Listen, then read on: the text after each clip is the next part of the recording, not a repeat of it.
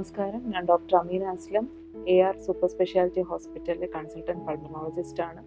ഞാനിന്നിവിടെ നിങ്ങളോട് സംസാരിക്കാൻ ഉദ്ദേശിക്കുന്നത് വളരെ ഗൗരവമേറിയതും എന്നാൽ നമ്മൾ സാധാരണയായി കേട്ടുവരുന്ന ഒരു അസുഖത്തെ പറ്റിയാണ്, അതായത് ന്യൂമോണിയ. എന്താണ് ന്യൂമോണിയ? ശ്വാസകോശത്തിൽ അണുബാധ കൊണ്ടുണ്ടാകുന്ന നീർവീക്കത്തെയാണ് നമ്മൾ ന്യൂമോണിയ എന്ന് പറയുന്നത്. അണുബാധ കൊണ്ട് മാത്രമല്ല, മറ്റു പല കാരണങ്ങൾ, അതായത് മരുന്നുകൾ, റേഡിയേഷൻ, കെമിക്കൽസ് എന്നിവ കൊണ്ടും ന്യൂമോണിയ വരാൻ സാധ്യതയുണ്ട്. നീർക്കെട്ട് ശ്വാസനാളങ്ങളിലും ശ്വാസനാളങ്ങളെ ചുറ്റിയുള്ള എയർ സാക്സ് അഥവാ ആൽവിയോളയിലും നീര് കൂടുമ്പോഴാണ് ന്യൂമോണിയ എന്ന് പറയുന്നത്.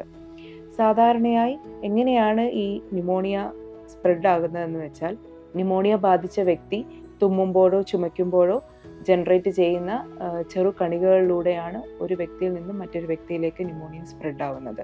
ഏതെല്ലാം അണുക്കളാണ് ന്യൂമോണിയ ഉണ്ടാക്കുന്നതെന്ന് വെച്ചാൽ, ബാക്ടീരിയ, സ്ട്രെപ്റ്റോകോക്കസ് ന്യൂമോണിയ, സ്റ്റഫൈലോകോക്കസ് എന്നിവ പോലുള്ള ബാക്ടീരിയകൾ, വൈറസസ്, ഉദാഹരണം ഇൻഫ്ലുവൻസ, നമ്മൾ സാധാരണ കേട്ട് വന്ന കോവിഡ് ന്യൂമോണിയ, ഫംഗസ്, പൂപ്പലുകൾ, റിക്കറ്റ്സിയ, ക്ലമീഡിയ, പാരസൈറ്റ്സ് എന്നീ സൂക്ഷ്മാണുക്കൾ എന്നിവ കൊണ്ട് ന്യൂമോണിയ ഉണ്ടാകുന്നു. സാധാരണയായും തീവ്രമുള്ള ന്യൂമോണിയ ബാക്ടീരിയൽ ന്യൂമോണിയ ആണ്, സിവിയർ ആയിട്ടുള്ള ന്യൂമോണിയ. എന്തെല്ലാമാണ് ന്യൂമോണിയയുടെ രോഗലക്ഷണങ്ങൾ? ശക്തിയായ ചുമ, കഫക്കെട്ട്, വിറയൽ, കുളിര്, പനി, ജലദോഷം, ശ്വാസതടസ്സം, കഫക്കെട്ട് കൂടുതലായിട്ട് ശ്വാസതടസ്സം വരുന്നത് ഒന്നിൽ കൂടുതൽ ഏരിയകളിൽ ന്യൂമോണിയ ബാധിച്ചാലാണ് ശ്വാസതടസ്സം വരുന്നത്. അപ്പോൾ ചിലപ്പോൾ നമ്മുടെ രക്തത്തിൽ ഓക്സിജന്റെ അളവ് കുറഞ്ഞെന്ന് വരാം. ശ്വാസകോശത്തെ ചുറ്റിയുള്ള ആവരണത്തിൽ, അതായത് പ്ലൂറൽ സ്പേസിൽ നീർക്കെട്ട് വന്നു കഴിഞ്ഞാൽ പ്ലൂറസി കൊണ്ടുണ്ടാകുന്ന നെഞ്ചുവേദന അനുഭവപ്പെടാം. അതുപോലെ തന്നെ ശ്വാസതടസ്സം മൂർച്ഛിച്ചു കഴിഞ്ഞാൽ ന്യൂമോണിയ മറ്റ് അവയവങ്ങളെയും ബാധിക്കാം, അതായത് വൃക്ക, കരള്, മസ്തിഷ്കം പോലുള്ള അവയവങ്ങളെയും ബാധിച്ച് ബാക്ടീരിയമia അഥവാ സെപ്റ്റിസീമിയ എന്നുള്ള ഒരു സ്റ്റേജിൽ കോംപ്ലിക്കേഷനിലേക്ക് നീങ്ങാം. ഏതെല്ലാം ആളുകളിലാണ് ന്യൂമോണിയ സാധാരണയായി കാണുന്നത്, അതായത് ഹൈ റിസ്ക് കാറ്റഗറി ഏതെല്ലാമാണ്? ഏത് പ്രായക്കാരിലും ന്യൂമോണിയ ബാധിക്കാം. എന്നിരുന്നാലും പ്രതിരോധശേഷി കുറഞ്ഞ ഏജ് ഗ്രൂപ്പ്, അതായത് കുട്ടികളിൽ, 5 വയസ്സിൽ താഴെയുള്ള കുട്ടികളിൽ, പ്രായമായവർ, അതായത് 60 വയസ്സിന് മുകളിൽ പ്രായമുള്ളവർ, പ്രതിരോധശേഷി പൊതുവെ കുറഞ്ഞ ഡിസീസ് സ്റ്റേറ്റ്, അതായത് ഡയബറ്റിസ്, ശ്വാസകോശ സംബന്ധമായ മറ്റ് അസുഖങ്ങൾ ഓൾറെഡി ചികിത്സ ചെയ്യുന്നവർ, അതായത് COPD, bronchial asthma, bronchiectasis, liver disease, അതായത് സിറോസിസ്, ഹാർട്ട് പ്രോബ്ലം ഉള്ളവർ, കിഡ്നി പ്രോബ്ലം, അതായത് ക്രോണിക് കിഡ്നി ഡിസീസ് എന്നിവരിൽ കൂടുതലായിട്ട് ന്യൂമോണിയ കാണുന്നു. അതുപോലെ തന്നെ ക്യാൻസറിന് ട്രീറ്റ്മെൻറ്റ് എടുത്ത് കീമോതെറാപ്പി എടുക്കുന്നവർ, അവരിൽ പ്രതിരോധശേഷി കുറവായിരിക്കും പൊതുവെ. ലുക്കീമിയ, ലിംഫോമ പോലുള്ള മജ്ജയെ ബാധിച്ചിട്ടുള്ള ക്യാൻസറുകളിലും ന്യൂമോണിയ കൂടുതലായിട്ട് കാണുന്നു. അവയവങ്ങൾ ട്രാൻസ്പ്ലാന്റ് ചെയ്തവരിലും അവർ പ്രതിരോധശേഷി കുറയ്ക്കുന്ന മരുന്നുകളാണ് കഴിക്കുന്നത്, അവരിലും ന്യൂമോണിയ കൂടുതലായി കാണപ്പെടുന്നു. എങ്ങനെയാണ് നമ്മൾ ന്യൂമോണിയയുടെ രോഗനിർണയം നിശ്ചയിക്കുന്നത്? അതായത് നമ്മുടെ ഒരു രോഗി വരുമ്പോൾ നമ്മൾ ആദ്യം വൈറ്റൽസ് ചെക്ക് ചെയ്യും, BP, പൾസ്, സാച്ചുറേഷൻ എന്നിവ മോണിറ്റർ ചെയ്യും. പനി ഉണ്ടോ എന്നുള്ളത് നോക്കും. ന്യൂമോണിയ കൺഫേം ചെയ്യാൻ വേണ്ടിയിട്ട് നമ്മൾ ചെസ്റ്റ് എക്സ്റേ എടുത്ത് നോക്കുന്നു. ചെസ്റ്റ് എക്സ്റേയിൽ വൈറ്റ് പാച്ചസ് ഉണ്ടെങ്കിൽ അത് ന്യൂമോണിയയുടെ ലക്ഷണമായിട്ട് കാണുന്നു. അതുപോലെ തന്നെ കഫക്കെട്ടുള്ളവരിൽ നമ്മൾ കഫം സ്പ്യൂട്ടം കൾച്ചർ ചെയ്യാൻ വിടുന്നു. അതുപോലെ തന്നെ ഇൻഫെക്ഷൻ്റെ തീവ്രത നോക്കാനായിട്ട് നമ്മൾ ബ്ലഡ് ടെസ്റ്റിന് വിടുന്നു. ടോട്ടൽ കൗണ്ട്, CRP എന്നിവ തീവ്രത അളക്കുന്ന ടെസ്റ്റുകളാണ്. അതുപോലെ തന്നെ നമുക്ക് ബ്ലഡ് കൾച്ചർ ചെയ്തിട്ട് എന്തെങ്കിലും അണുബാധ ഉണ്ടോ എന്നുള്ളത് നോക്കാം.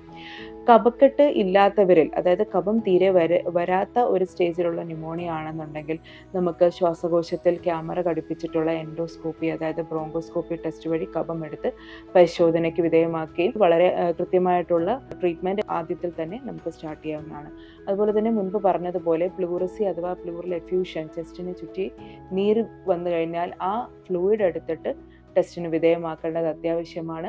അതുപോലെ തന്നെ നീര് അല്ലെങ്കിൽ പഴുപ്പിൻ്റെ ലക്ഷണം ഉണ്ടെങ്കിൽ തൊറക്കോസ്കോപ്പി മുഖേന നമ്മൾ ട്യൂബ് ഇട്ട് നീര് പുറത്തെടുക്കേണ്ടതാണ്. ഇന്റർകോസ്റ്റൽ ട്യൂബ് ഡ്രെയിനേജ് ചെയ്യേണ്ടതാണ്. രോഗനിർണയം നടത്തി കഴിഞ്ഞാൽ അടുത്ത പടി എന്നുള്ളത് എത്രയും വേഗം തന്നെ ട്രീറ്റ്മെൻറ്റ് ആരംഭിക്കുക എന്നുള്ളതാണ്. കാരണം എത്ര നേരത്തെ നമ്മൾ ട്രീറ്റ്മെൻറ്റ് ആരംഭിക്കുന്നുവോ അത്രത്തോളം രോഗി സുഖപ്പെടുന്നു. ട്രീറ്റ്മെൻറ്റ് ഡിലേ ചെയ്യുന്നതിനനുസരിച്ചിട്ട് തീവ്രത കൂടി വരുന്നു ന്യൂമോണിയയുടേത്. അതായത് ഇപ്പോൾ രോഗി നമ്മൾ വരുമ്പോൾ അത് നമ്മൾ നിശ്ചയിക്കുന്നു, ബാക്ടീരിയ കൊണ്ടാണോ വൈറസ് കൊണ്ടാണോ എന്നുള്ളത് നിശ്ചയിച്ചതിന് ശേഷം അപ്രോപ്രിയേറ്റ് ആയിട്ടുള്ള ആൻറ്റിബയോട്ടിക്സ്, അതായത് സാധാരണയായി കാണുന്ന അണുക്കൾ എല്ലാം കവർ ചെയ്യുന്ന ബ്രോഡ് സ്പെക്ട്രം ആൻറ്റിബയോട്ടിക്സ് നമ്മൾ ഇനീഷ്യൽ എമർജൻസിയിൽ തന്നെ, അതായത് 4 മുതൽ 6 മണിക്കൂറിനുള്ളിൽ തന്നെ ആൻറ്റിബയോട്ടിക് സ്റ്റാർട്ട് ചെയ്യേണ്ടതാണ്. അതല്ല വൈറസ് കൊണ്ടുള്ള അണുബാധയാണ് നമ്മൾ സസ്പെക്ട് ചെയ്യുന്നതെന്നുള്ളതുണ്ടെങ്കിൽ ആൻറ്റിവൈറൽ മരുന്നുകൾ ഇനിഷ്യലി തന്നെ സ്റ്റാർട്ട് ചെയ്യേണ്ടതാണ്. ഓക്സിജൻ്റെ ലെവൽ കുറയുകയാണെന്നുണ്ടെങ്കിൽ സപ്പോർട്ടീവായിട്ടുള്ള ഓക്സിജൻ തെറാപ്പി സ്റ്റാർട്ട് ചെയ്യേണ്ടതാണ്. സാധാരണഗതിയിൽ ട്രീറ്റ്മെൻറ്റ് ആരംഭിച്ചു കഴിഞ്ഞാൽ 48 മുതൽ 72 മണിക്കൂറിനുള്ളിൽ രോഗി ട്രീറ്റ്മെൻറ്റുമായിട്ട് റെസ്പോണ്ട് ചെയ്യുന്നുള്ളൂ എന്നുള്ളത് നമുക്ക് മനസ്സിലാകാം. അതായത് വന്നതിന് ശേഷം പനി, കഫക്കെട്ട് കുറയുക, ബ്ലഡ് പാരാമീറ്റേഴ്സിൽ കൗണ്ട് എല്ലാം റേസ്ഡ് ആയിരുന്നത് താഴ്ന്നു വരിക, അങ്ങനെ രോഗി അതുമായിട്ട് റെസ്പോണ്ട് ചെയ്യുന്നുള്ളൂ നമുക്ക് കണക്കാക്കാം. വളരെ കുറഞ്ഞ ശതമാനം ആളുകളിൽ ആദ്യത്തെ സ്റ്റേജിൽ ചിലപ്പോൾ നമ്മൾ കൊടുത്ത ആൻറ്റിബയോട്ടിക്കുമായിട്ട് പ്രതികരിക്കാതെ വരും. അതായത് ഞാൻ മുൻപ് പറഞ്ഞതുപോലെ തന്നെ ഹൈ റിസ്ക് കാറ്റഗറിയിൽ പ്രതിരോധശേഷി കുറഞ്ഞവരിൽ, അതായത് ക്യാൻസറിന് ട്രീറ്റ്മെൻറ്റ് എടുത്തവർ, അങ്ങനെയുള്ളവരിൽ നമ്മൾ ബ്രോങ്കോസ്കോപ്പി ടെസ്റ്റിന് വിധേയമാക്കി അപ്രോപ്രിയേറ്റ് ആയിട്ടുള്ള ആൻറ്റിബയോട്ടിക് ചിലപ്പോൾ മാറ്റേണ്ടി വരും.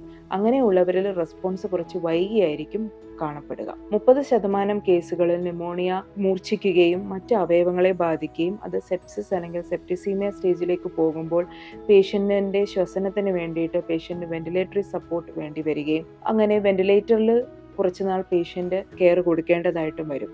അപ്പോൾ നമ്മൾ ആദ്യം പറഞ്ഞതുപോലെ തന്നെ ഇപ്പോൾ ഹോസ്പിറ്റലിൽ പ്രവേശിച്ചതിന് ശേഷം രോഗികളിൽ ന്യൂമോണിയ കാണപ്പെടാം. അതിനെ നമ്മൾ ഹോസ്പിറ്റൽ അക്വയർഡ് ന്യൂമോണിയ എന്നാണ് പറയുന്നത്.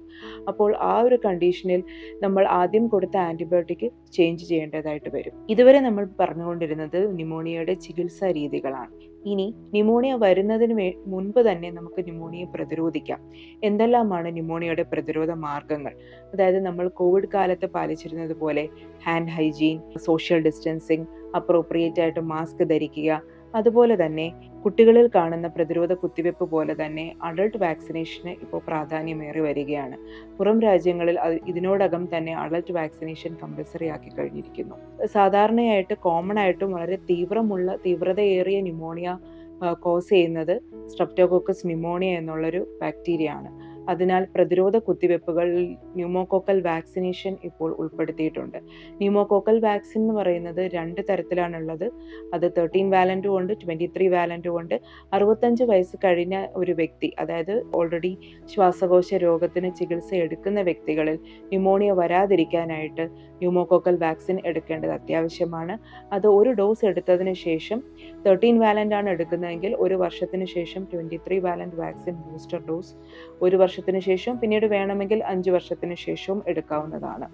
മഴക്കാലത്ത് നമ്മൾ കോമൺ ആയിട്ട് കാണപ്പെടുന്ന ജലദോഷപ്പനി പോലെ വരുന്ന ഫ്ലൂ വൈറൽ ന്യൂമോണിയയ്ക്ക് എല്ലാ വർഷവും ഫ്ലൂ വാക്സിൻ എടുക്കേണ്ടതാണ്, ഇൻഫ്ലുവൻസ ന്യൂമോണിയ പ്രിവെന്റ് ചെയ്യുന്നതിന് വേണ്ടിയിട്ട്. ഒരു തവണ ന്യൂമോണിയ വന്ന വ്യക്തിയിൽ വീണ്ടും ന്യൂമോണിയ വരാനുള്ള സാധ്യത കൂടുതലാണ്. അപ്പോൾ അങ്ങനെയുള്ളവരിൽ പ്രതിരോധശേഷി വർദ്ധിപ്പിക്കാനുള്ള മാർഗങ്ങൾ സ്വീകരിക്കുക. ഓൾറെഡി ഇൻഫെക്ഷൻ ഉള്ള വ്യക്തിയിൽ നിന്നും അകലം പാലിക്കുക, പ്രോപ്പറായിട്ട് മാസ്ക് ധരിക്കുക, ഇങ്ങനെയുള്ള കാര്യങ്ങൾ നമ്മൾ പാലിക്കേണ്ടതാകുന്നു. എല്ലാവർക്കും ആരോഗ്യമുള്ള ഒരു ഭാവി നേർന്നുകൊണ്ട് ഞാൻ നിർത്തുന്നു. നമസ്കാരം.